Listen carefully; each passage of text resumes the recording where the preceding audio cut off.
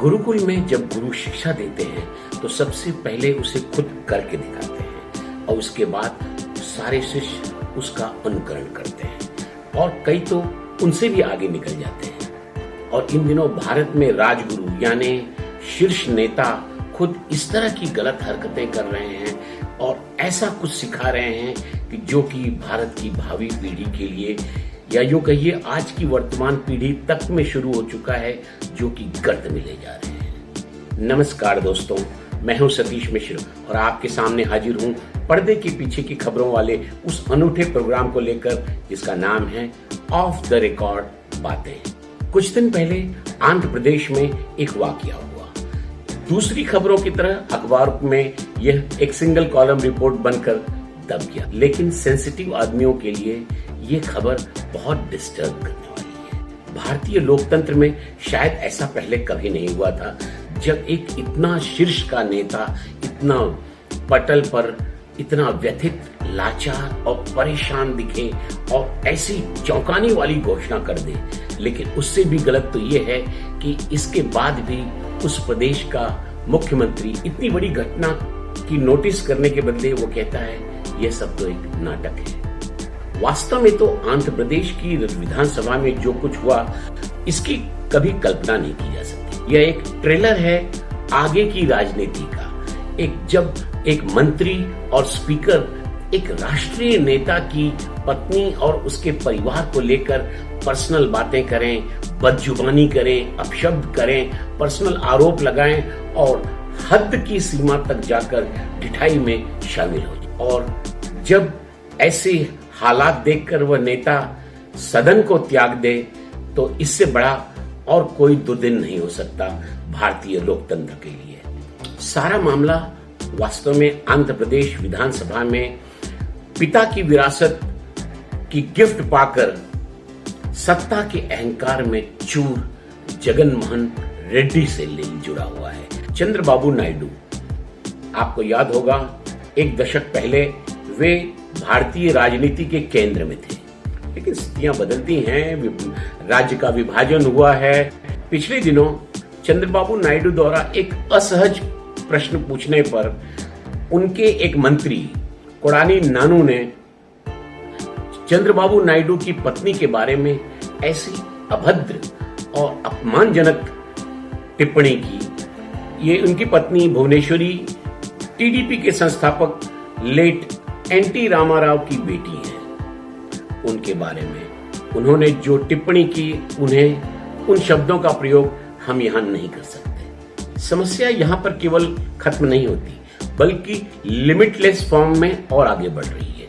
इस देश का माहौल इतना छिछला इस वक्त हो गया है कि जब युवा कार्यकर्ता अपने नेताओं को, बड़े नेताओं को इस तरह करते हुए देखते हैं तो उनका एक कदम और आगे बढ़कर ऐसी हरकत करना लाजमी है। शब्दों की ट्रोलिंग कब फिजिकल बन जाती है पता नहीं चलता है। बड़े नेता इस तरह विपक्ष और उसके नेता के प्रति इज्जत, सम्मान और भाषा की मर्यादा को तोड़कर सारी सीमाएं लांघ जाएं, तब यही स्थितियां बनती हैं। भारी राजकीय लग रहा है।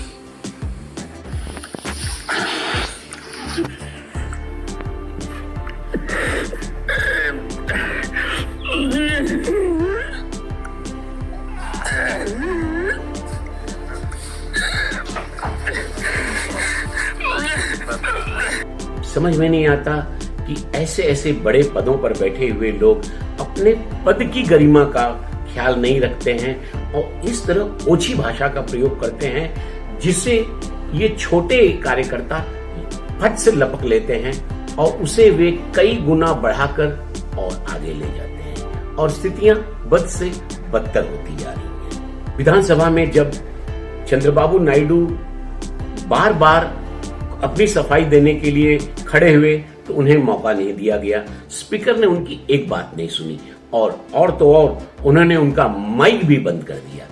और ये सब देखकर चंद्रबाबू नायडू बेहद आहत हुए। उनकी आंख से आंसू निकल पड़े और उन्होंने उसी वक्त घोषणा की कि अब केवल अभी 3 साल बीता है उनके विधानसभा टेन्योर का, लेकिन उन्होंने कह दिया अब मैं इस सदन में कभी कदम नहीं रखूंगा। अगर लौटूंगा तो चीफ मिनिस्टर बनकर लौटूंगा, उसके पहले नहीं आऊंगा।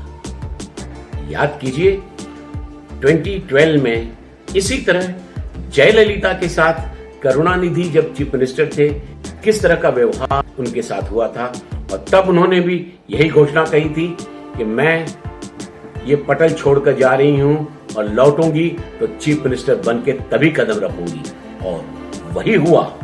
बाद में प्रेस से बात करते हुए चंद्रबाबू नायडू ने जो कहा कि एक ऐसे महिला जिसका राजनीति से दूर दूर तक कोई लेना देना नहीं है, वे कहीं कभी भी किसी मंच पर नहीं जाती हैं, और उसे लेकर ऐसे भाषा का प्रयोग एक मंत्री द्वारा, और इसके बाद जब ये बात स्पीकर को उन्होंने शिकायत की तो स्पीकर ने कोई एक्शन लेने के बदले इन शब्दों को कार्रवाई से हटाने के बदले वे हंसते रहे। ये भारतीय लोकतंत्र का सबसे बड़ा मजाक था। ये एक ऐसा शर्मनाक हादसा है जिसकी धमक वर्षों तक और दशकों तक लोग महसूस करेंगे। जगन मोहन रेड्डी के सगे चाचा विवेकानंद रेड्डी की मार्च 2019 में मृत्यु हो गई थी।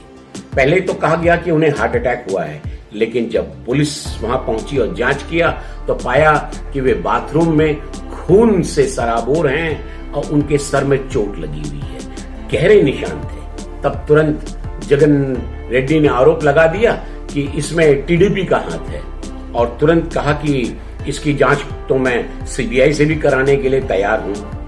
लेकिन स्थितियां कुछ ऐसी बदली कि 2 महीने बाद ही इलेक्शन थे, मई में, और पिता की मृत्यु की जो सहानुभूति उनके मिली उसकी बदौलत वे चीफ मिनिस्टर बन गए। चीफ मिनिस्टर बनने के बाद उन्होंने पहला यही काम किया कि जो मांग सीबीआई से की थी वो वापस ले ली, और कहा कि हम अपनी पुलिस से इसकी जांच कराएंगे। अब आप समझ सकते हैं कि कहां जांच पहुंची होगी। जब लंबे अरसे तक जांच आगे नहीं बढ़ी, तब विवेकानंद रेड्डी की पत्नी और बेटी ने केंद्र से मांग की कि इसकी जांच सीबीआई से कराई जाए। ऐसे मामलों को तो केंद्र तुरंत लपक लेता है। केंद्र ने इसकी जांच सीबीआई से करवाने की घोषणा कर दी, और इसके बाद से 2 साल बीत गए हैं। तब से लेकर आज तक 1 इंच जांच आगे नहीं बढ़ी है। जांच को करने वाले स्टेट पुलिस के सबसे बड़े ऑफिसर वेंकटेश्वरा राव ने जब सीबीआई को कहा कि मैं सारी फाइलें और सारी जानकारियां आपके साथ शेयर करना चाहता हूं, सीबीआई ने उसे लेने से भी इनकार कर दिया। भारतीय राजनीति के इस पतन की कहानी को आप किस नजरों से देखते हैं, कमेंट जरूर करके कहिएगा। उम्मीद करता हूं ऑफ द रिकॉर्ड की ये रिपोर्ट आपको अच्छी लगी होगी, और अगर पसंद आई हो तो इसे लाइक करिए और सब्सक्राइब जरूर करिएगा। और अगली वीडियो में आपसे फिर जल्दी मुलाकात होगी, और तब तक के लिए जय हिंद।